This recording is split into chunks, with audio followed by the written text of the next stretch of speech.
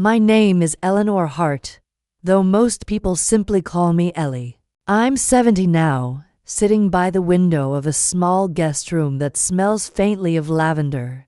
And I need to tell this story while the memories are still sharp because maybe someone out there has lived something similar. Maybe someone else has poured their whole life into a child who, in the end, couldn't give even a little bit back. But it didn't start with heartbreak. It started 40 years ago, the moment I held my son Nathaniel little Nate in my arms and promised him the world. I kept that promise over and over again until it nearly broke me. Back then, my husband Harold and I lived in a modest 2-story house in Maple Ridge, Wisconsin. Harold was a mechanical technician at a small manufacturing company, and I taught 2nd grade at the local elementary school for 2 decades. We weren't wealthy, not even close, but we were disciplined. Every month, no matter how tight things were, we saved something. $10, $20, sometimes $50 if we were lucky. We saved without fail for 30 years. We had 2 children, first Nate, then our daughter Leela 3 years later. Nate was spirited even as a toddler. He wanted everything big, big dreams, big success, big life. At 5 years old, he told me he would one day live in a house so tall it touches the sky. I laughed and told him, "Dream as high as you want, sweetheart. Your dad and I will help you climb." And we did help. Oh, how we helped! By the time Nate graduated high school, we had managed to save enough to pay for his entire business degree at the University of Wisconsin. $39,000, every penny scraped and tucked away over years. Harold was so proud when we wrote that first tuition check. "This is why we saved," he told me, squeezing my hand.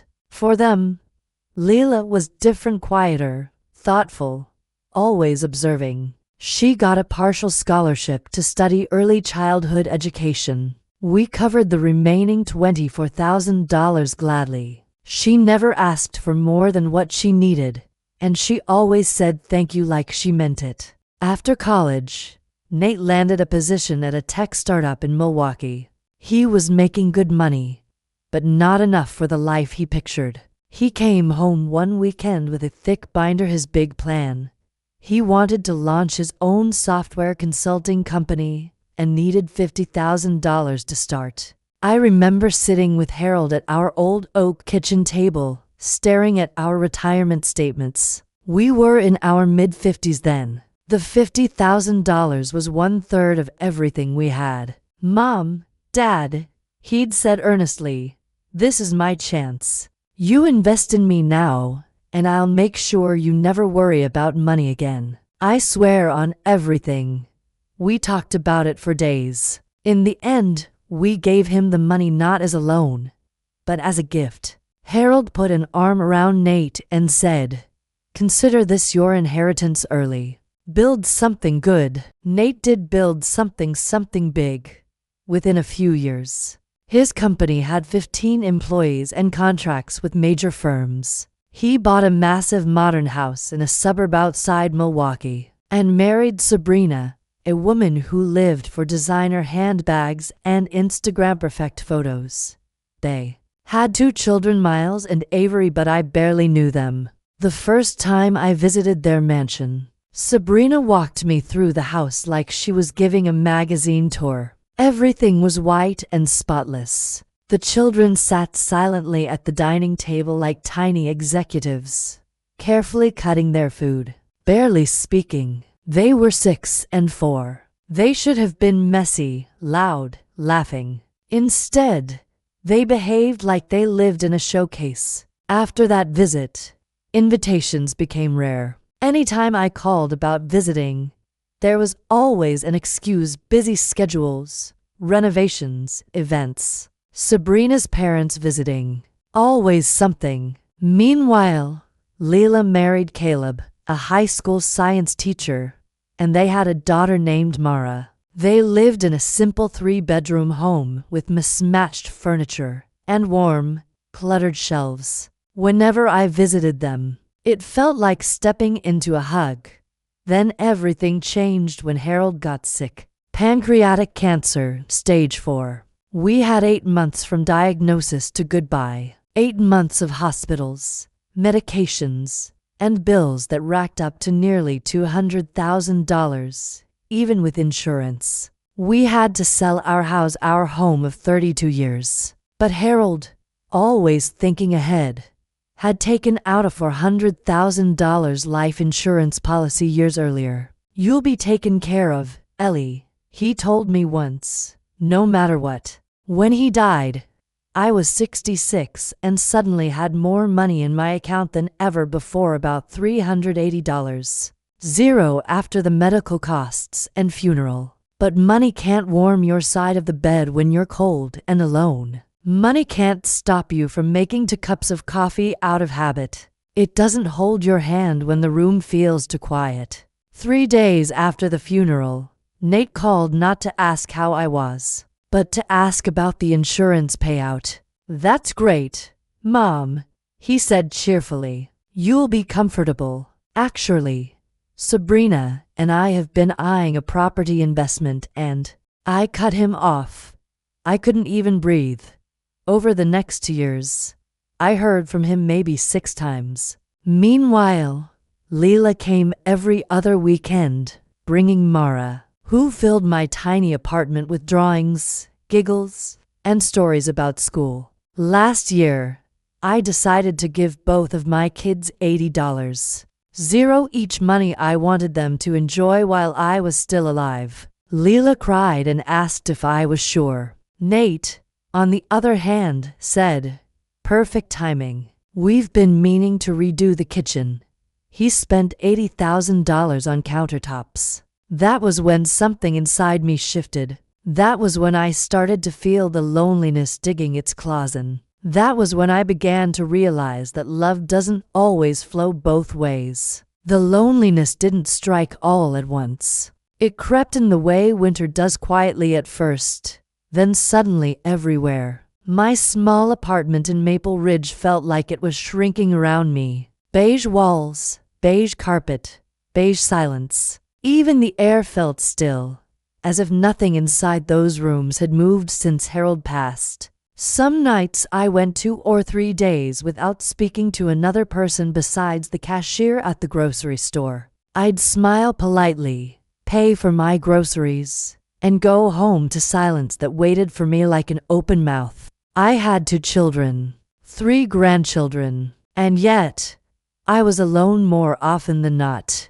Leela visited me every couple of weeks, bringing warmth, stories, and sometimes a tub of homemade soup.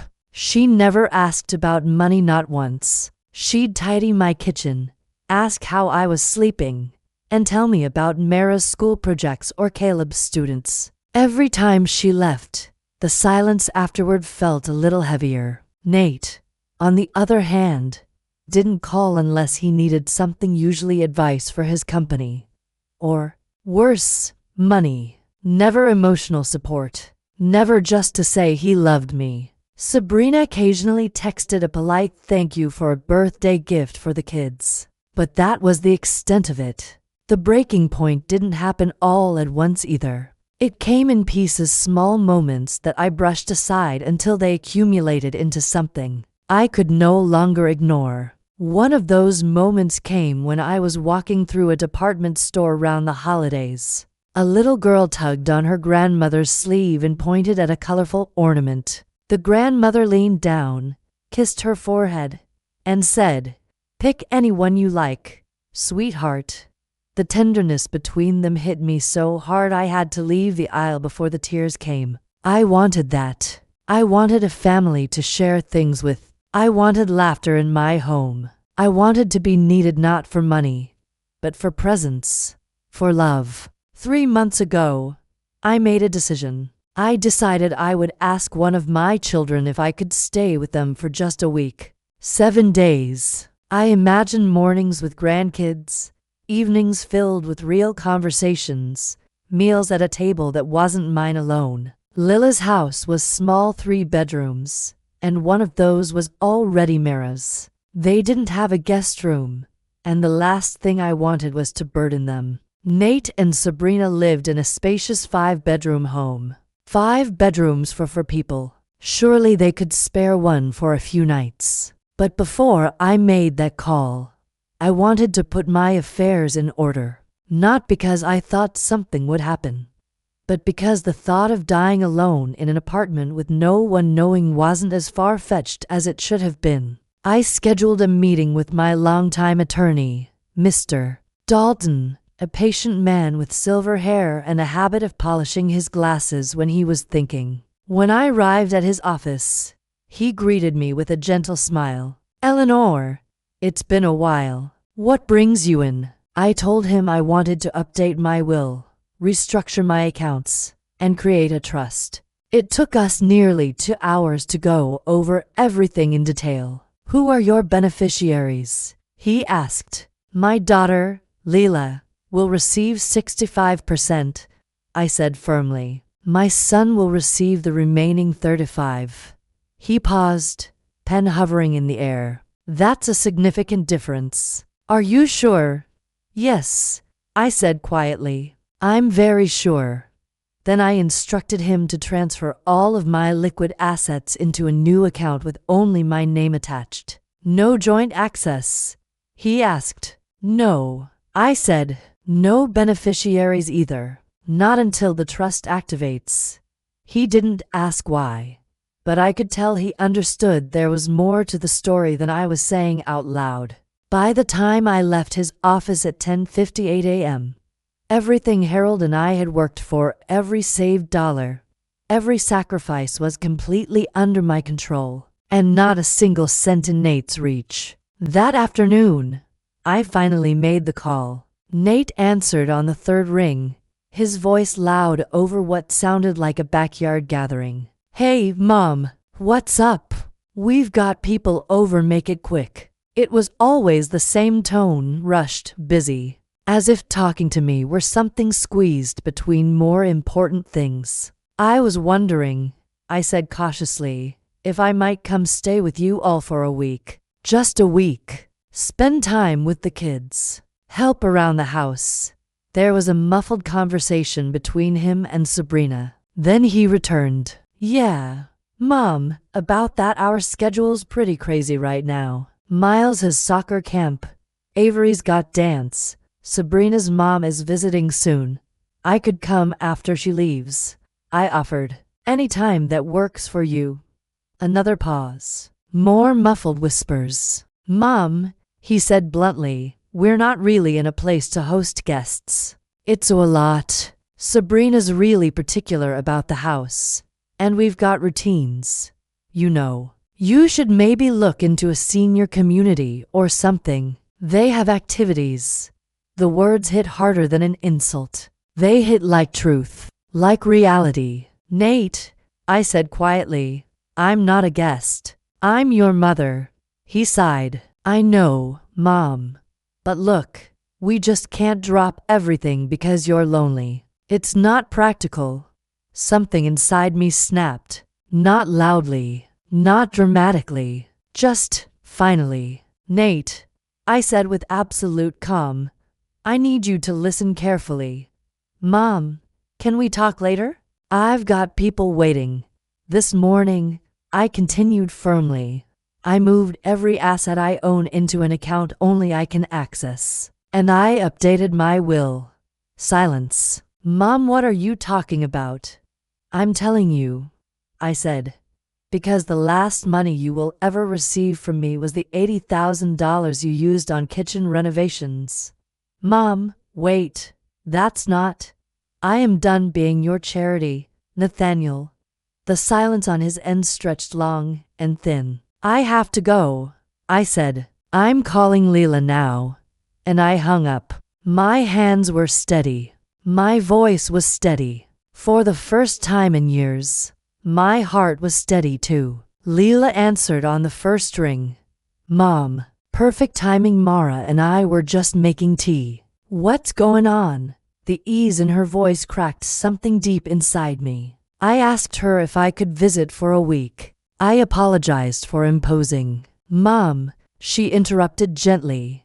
You could sleep on the couch, and it would still be the best week ever. Come anytime you want. Just like that. No hesitation, no discomfort, just love. And as I packed my small suitcase for that week-long visit, I already knew it wouldn't be temporary. Leela lived only 40 minutes from my apartment, but the drive there that Friday afternoon felt strangely emotional, like I was crossing some invisible line between the life I had been clinging to and the life I was finally choosing for myself. When I pulled into her driveway, the front door flew open, and little Mara sprinted out, her ponytail bouncing behind her. "Grandma," she yelled, throwing her arms around my waist as if she'd been waiting at the window the entire day. Her warmth, so simple, so natural, nearly brought me to tears. Caleb appeared next, smiling kindly as he took my suitcase from the trunk. "We set up the craft room for you," he said, proudly. "It's not big, but it's yours." The craft room was small, yes, barely enough space for a twin bed, a nightstand, and a narrow dresser. But it had a window overlooking the backyard, where I could see Lila's mismatched flower pots, and a worn wooden swing that Mara used daily. It felt like home the moment I stepped inside. That first night, Leela made her famous chicken pot pie, and we all squeezed into the cozy dining nook. Mara talked non-stop about her school's solar system project. Caleb shared stories about the troublemakers in his chemistry class, and Leela teased him affectionately. They asked me questions, real questions. They listened. They cared. And I found myself laughing more in one evening than I had in months. I slept deeply that night. Not because the bed was comfortable, it wasn't, but because the air didn't feel heavy. For the first time in a long time, silence didn't echo. It rested. The following morning, I woke to the smell of fresh coffee and the sound of Mara humming in the hallway. Leela handed me a mug and said, "You look lighter." "Do I?" I asked. "Mom," she said softly, "you haven't smiled like that in a while." She was right. The week that followed filled my heart in ways I didn't realize I needed. On Monday, Mara asked me to walk her to the bus stop. She held my hand the entire way, swinging it back and forth while telling me about the planets she had to memorize. When the bus arrived, she hugged me like she never wanted to let go. On Tuesday, Caleb and I sat at the dining table while he graded lab reports. He'd read me funny answers from his students, and I'd give my 2 cents. He actually listened to me, valued my input. It made me feel useful again, like a person rather than an obligation. On Wednesday, Leela and I went grocery shopping.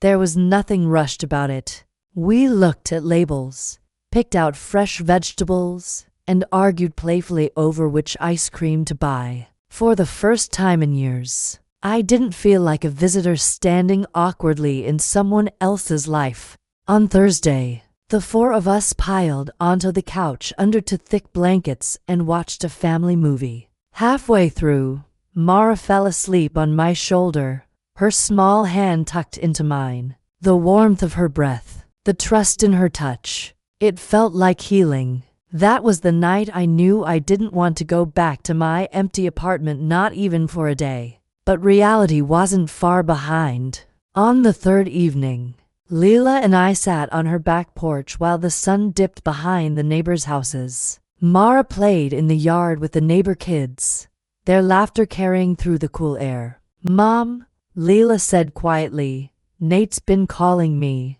I nodded. I figured. "He says he's worried about you. Says you misunderstood what he meant." I took a slow sip of my tea. "Do you believe that?" Leela hesitated.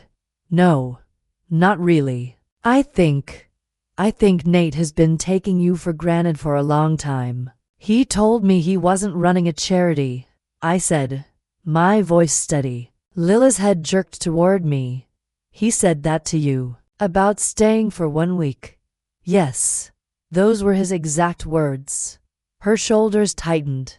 Mom, I'm so sorry. It wasn't you, I said, squeezing her hand. You've always been here for me. For a long moment, we sat quietly, listening to the happy chaos of kids playing. Last year, I continued, when I gave you and Nate each $80,000. Do you know what he spent it on? She exhaled slowly. He mentioned something about a kitchen remodel. A kitchen remodel, I repeated. Meanwhile, you put yours into Mara's education fund. You fixed your car. You used it for things that matter. Lila's eyes softened with a mix of sadness and understanding. I'm not cutting him out completely, I said, but I've changed the distribution. You'll receive most of my estate, not because of money, because of love. Her lips trembled. Mom, you don't have to. I want to, I said gently. You've shown me what family actually looks like. She didn't argue after that. She just leaned her head on my shoulder while the sky shifted to purple. By Thursday, I knew what I needed to do. That night, I waited until Mara was asleep and Caleb had gone to bed. Lila and I sat at the dining table, the only light coming from a small lamp. Lila, I said, how would you feel if instead of visiting for a week, I moved in permanently? She blinked in surprise, then looked toward the hallway where Caleb had disappeared earlier. Something passed between her and the quiet of the house, understanding, maybe even relief. Mom, she whispered, Caleb and I already talked about it. I froze. You did? She nodded. We've wanted to ask you for months, but we didn't want you to feel obligated. Emotion rose in my throat. You're sure? The house is small, Mom, she said, taking my hands in hers. You could sleep in the laundry room and we'd still want you here. Caleb walked in then, rubbing his eyes. When he realized what we were discussing, he smiled warmly. The craft room is yours, he said. Stay as long as you want. Forever, if you'd like. Tears spilled down my cheeks before I could stop them. I'd like that very much, I whispered. I slept better that night than I had in years. The next morning, as I poured myself coffee, my phone buzzed with a familiar name, Nate. He'd called 21 times in the past week. I stared at the screen, then turned the phone off. For the first time in my life, I felt no guilt, just peace. 2 weeks after I returned to my apartment to gather my things, the place felt smaller than ever. I packed slowly, realizing how little I truly wanted to bring with me. A few photo frames, Harold's favorite sweater, my recipe cards. Almost everything else felt like it belonged to a life I no longer intended to live. Nate called 37 times during those 2 weeks.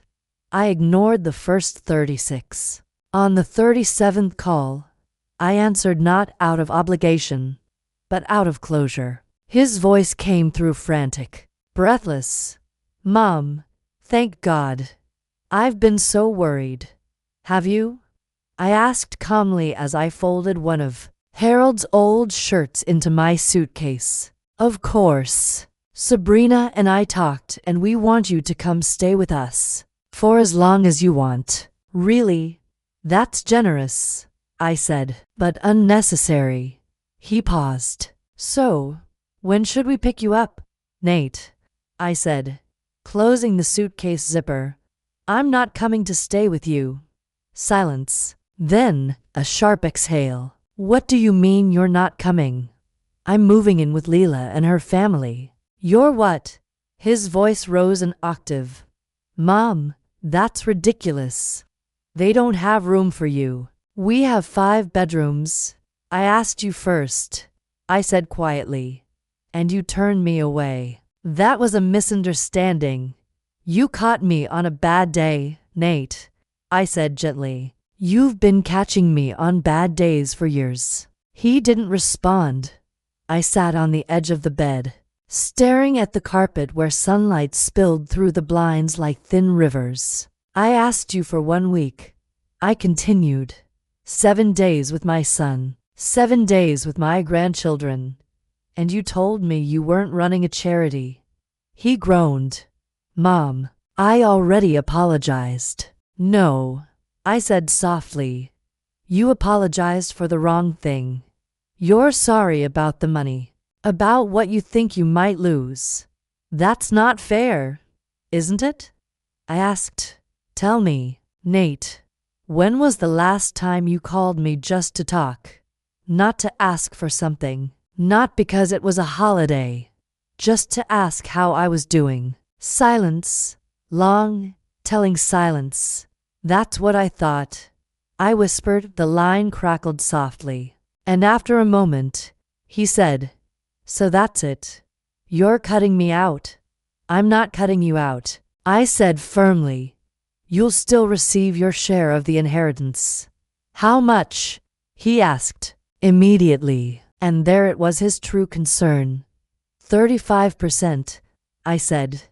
Leela will receive the rest. 35, he snapped. Mom, come on. I'm your son. And Leela is my daughter, I replied. My daughter who shows up. My daughter who makes room for me in her life. The math feels fair. Sabrina is not going to believe this, he muttered. Give her my regards, I said calmly. Goodbye, Nate. And for the first time in my life, I hung up on my son with no tears, no guilt, and no lingering ache. Just acceptance. Moving into Lila's house felt surprisingly natural. The craft room became mine. Caleb helped me paint it a soft yellow, warm and bright, like the morning sun. I hung photos of Harold on the dresser, placed a vase of fresh flowers on the nightstand, and slowly my life began to take shape again. I settled into their routines easily.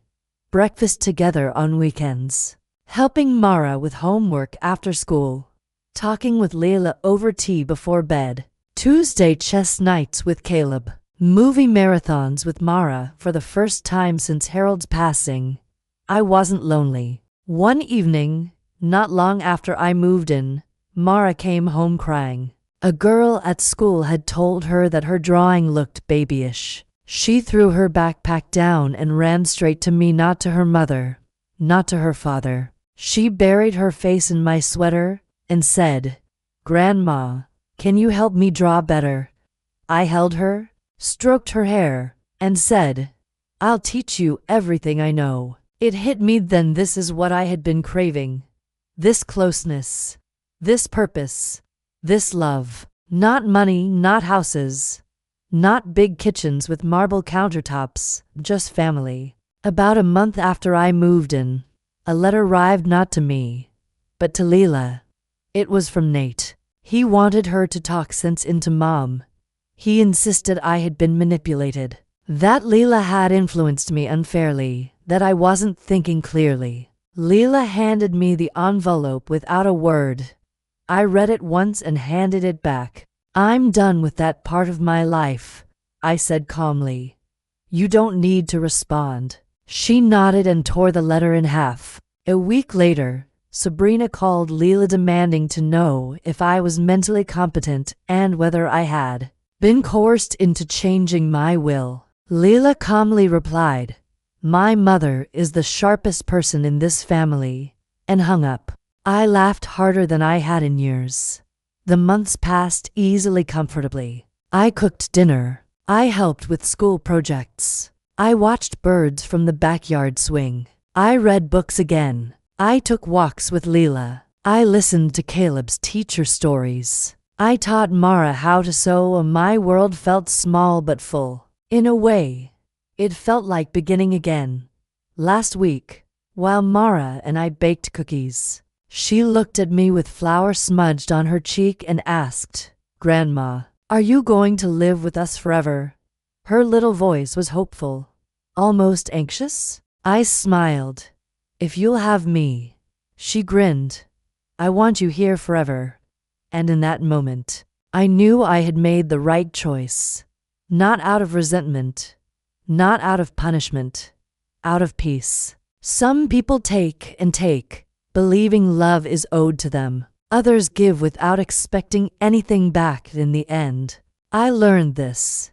You don't owe people access to your heart just because they share your blood. Family is who shows up. Family is who stays. Harold and I worked our whole lives to build a future. I finally chose to spend that future with the people who welcomed me, not because of what I could give them, but because of who I was. And for the first time in a very long time, I wasn't alone. I was home.